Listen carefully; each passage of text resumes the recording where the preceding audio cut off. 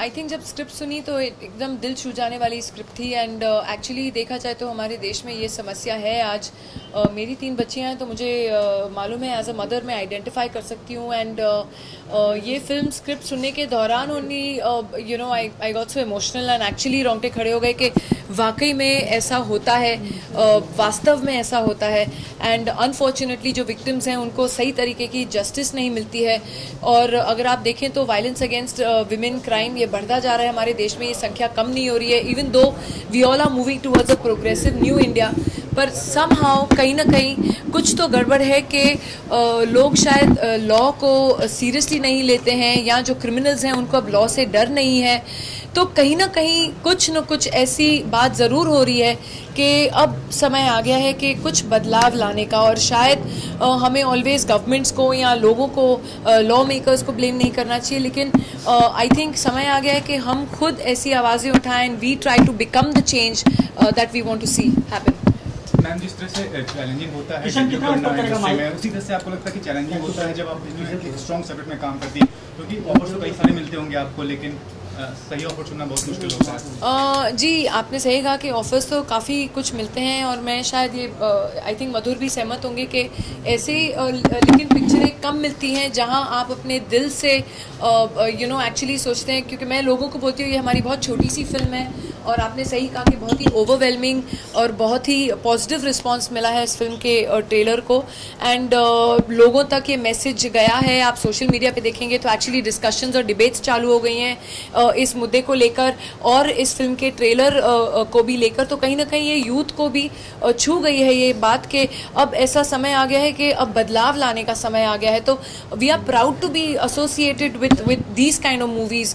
बाकी पिक्चरें तो आती हैं जाती हैं, हम करते हैं, लेकिन कहीं ऐसी एक पिक्चर जो लोगों तक पहुँचे, एक social message, strong social message पहुँचे, I think every actor dreams of doing a film like that. Sir, आपका कैसा experience?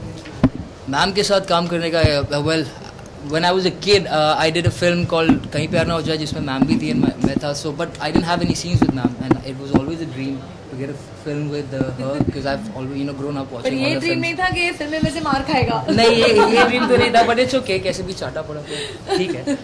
It helped my performance and it was really great। Can I continue? Okay. Yeah, well आप लोग ही अपने भाई लोग का सब बर्बाद कर देते हो। Yeah, so well यूनिटी रखो, sorry। No, it's okay, ma'am.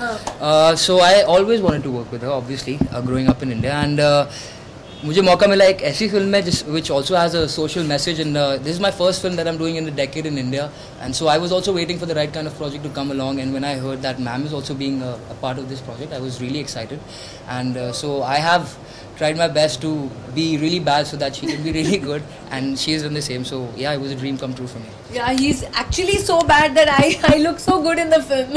No, ma'am, it's because of her that I look worse.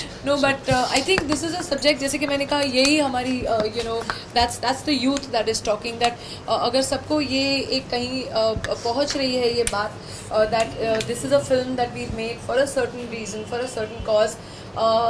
बहुत सारी ऐसी पिक्चर मुझे भी ऑफर हुई जो इतना चैलेंजिंग नहीं लगा एज एन एक्टर कि मैं उनको हाँ कहूँ, लेकिन ये अपने आप में ही एक इतने हिला देने वाली फिल्म थी that I think both of us agreed on the script and we said ऐसी पिक्चरें बननी चाहिए, लोगों को दिखानी चाहिए हार्श रियलिटी क्या है।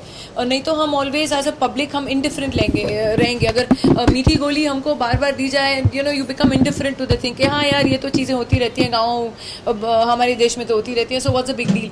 But I think it's time for us to stop accepting this and actually trying to make a difference. Ma'am, you have been part of the industry for so long, तो आज के दौर में क्या difference आपको नजर आता है प्रोफेशनली अगर देखें, मतलब काम के तरीके में या फिर सब्जेक्ट्स जिस पे फिल्म बनाए जाते हैं? These youngsters are so professional, it's not funny। जैसे बेचारे ने कहा एक्चुअली थप्पड़ खाने के लिए तैयार हो गया था, इसको एक्चुअली मेरे जोर का थप्पड़ पड़ा है एक सीन में इस फिल्म में एंड ही वाज लाइक नहीं मैम कोई बात नहीं, आप प्लीज़ मार दीजिए, मेरे को कोई प्रॉब्लम नहीं है, आप टेंशन मत लीजिए, आप मार दीजिए मुझे। तो ये जो फटाक करके इसको बेचारे, I would also like to say that even though she's senior and she's a legend, I had like, because I was really nervous, how am I gonna, during all those really scenes where we had to be very physical, but she made me really comfortable and I could also, so that my performance doesn't look fake, and so I would like to thank you ma'am because I never did। Sweet, yeah। Bollywood की बात है तो बॉलीवुड में कहीं ऐसी तरह की तो आप क्या देखते हैं, आपका क्या स्टैंड है, ऐसे रिमार्क्स लोग बनाते हैं? देखिए, पहले से ही मेरे लाइफ में भी मैंने अपने लिए कुछ कायदे कानून बना रखे थे फ्रॉम द बिगनिंग। कभी मैंने ऐसे फिल्में नहीं की जिसमें कोई डबल मीनिंग डायलॉग्स थे या वल्गर गाने थे या कुछ ऐसे मेरा नाम जुड़ा हो किसी vulgarly associated. I believe in sensuality and sexuality. For me, being sexual is much more effective than being sexual. So that's a very different thing that I always have stuck by and I have done. So thank you very much, everybody.